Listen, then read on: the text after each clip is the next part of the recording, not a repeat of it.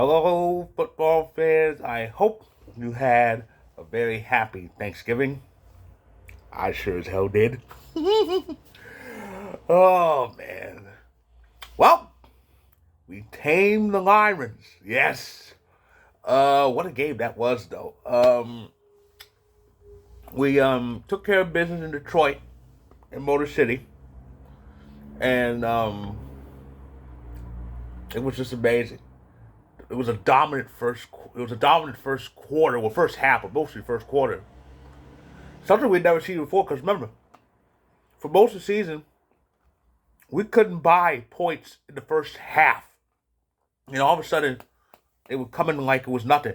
Matt LaFleur decided to stop messing around and just kind of go all in and go for it. First pass was 50 yards to Christian Watson, and we kept our foot super glued to the gas right from that point on.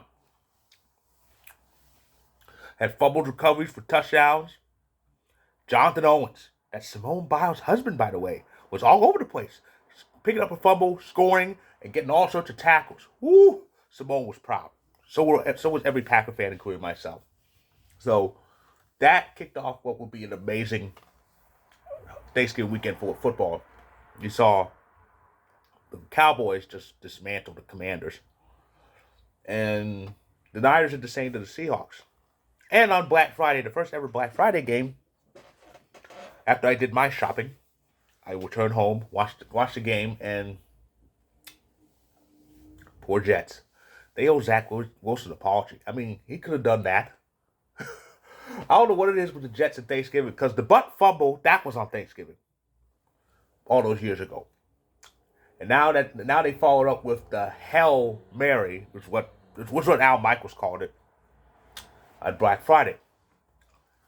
The Hail Mary attempt that was not only intercepted, it was returned all the way. Oh my goodness. But yeah, so Sunday's action was interesting. For starters, the NFC South is worse than it was last year. I didn't think that was possible. Because see, usually, I do love train wreck divisions, but usually when the train wreck tag only lasts that one season with divisions. The next season they do get better. That's usually the case. Take the NFC East. Remember when it was like complete dog shit like 3 years ago? Washington first year after they got rid of that name, they won a division, which thankfully kills the whole.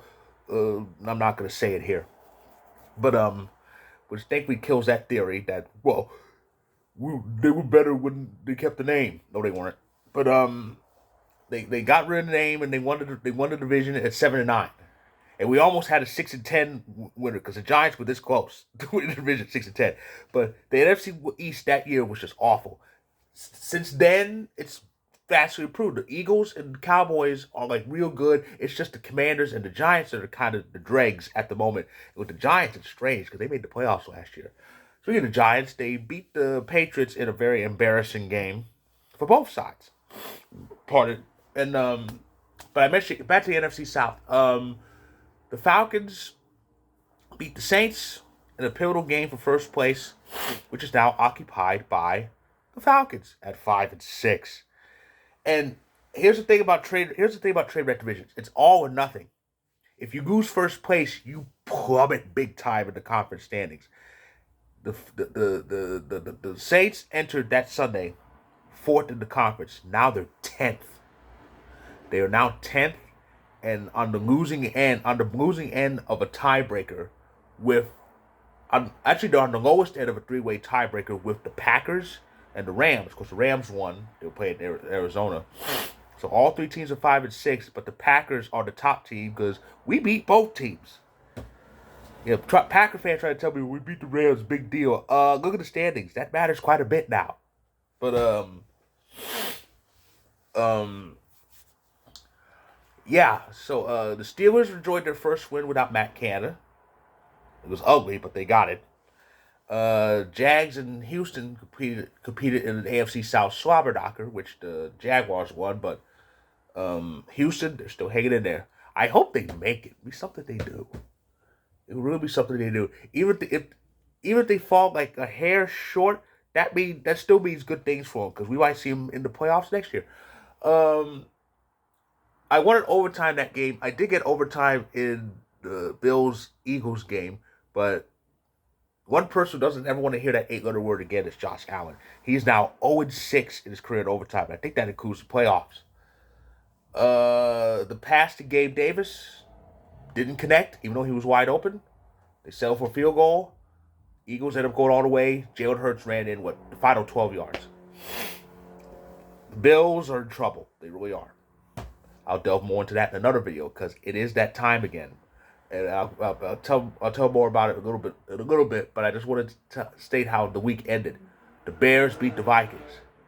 Yes, we Packer fans, we had to choose one. Of course, we had to go for the Bears because the Vikings are right on that line, and we're right behind it. And as a result of the win, which saw the Bears kick 4 field goals and win, that's how bad the Vikings are. It's a half game difference. Packers, my fellow Packers fans, we are knocking at the door here. And I am talking to all of you, even the ones who unfairly picked on Jordan Love, called him a bust, and blamed him for everything. Your apologies should be coming soon. But anyway, we are knocking on the door. We are a half game out now. Now the Vikings are off this upcoming week. Seahawks play, and we have a bit of a difficult game. But here's the thing: our schedule is so damn soft the rest of the way. It is. Our schedule is so soft the rest of the way. I think we play. Let's see, how can I put this? I think we play 3 of the 4 worst teams in the conference the rest of the way. We still have the Bears. We play the Bears. That's at home, by the way. We play the Bears. We play the Giants. It's on the road, but it's the Giants. Their offense is like MIA. That's a Monday night game. And we play the Panthers. Now, that's on the road, but it's the 1-10 Panthers, who just fired their coach, by the way. Frank Reich got fired back-to-back years. First coach just emerged for that to happen to. That's just bad luck or bad coaching. I mean, 1-10. Yikes. But yeah, the Packers have a pretty soft schedule the rest of the way. The only hard game is this upcoming week, as I delve into what's in store next week. So week 13 starts with Thursday Night Football between the Cowboys and Seahawks. That's on Prime. And then some other games will feature the Sunday night game. The Sunday night game will be between the Packers and the Chiefs. That's right. We play Patrick Mahomes and Chiefs. Patrick Mahomes has never been to Lambeau. Never. I think all the times he's played the Packers in his career, he's had the whole field. He has never been to Lambeau Field. That's amazing. That's amazing. Of course, he's in the AFC. He's not going to make too many trips to NFC places, but he is yet to play in Lambeau Field. That's going to be a very new experience for him. And he's going to play at night, too. I don't think he's used to that cold weather. Because he's in it's the AFC West. There's no cold weather atmospheres in that division. That's Sunday Night Football. Before that, the Saints play the Lions. And Denver plays Houston. That could be a pivotal game in the AFC. And the Niners play the Eagles in a rematch of the NFC Championship. That's going to be interesting. And Monday Night Football is the Bengals and the Jags. So that's going to be pretty good. Should be. So that's my recap of Week 12. It was a great Week 12. And I hope you enjoyed it. If you like this video, click the like button. For those of you on YouTube, can subscribe if you want more. For those on TikTok, feel free to click that follow button. My stories on Vocal will be featured. Check them out when you can.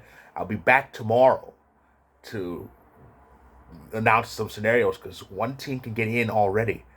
Because it's that time. There's 6 weeks left of the season. We're down to the final 1/3, and it's gonna be amazing. But I'll be back with that announcement tomorrow. So stay tuned.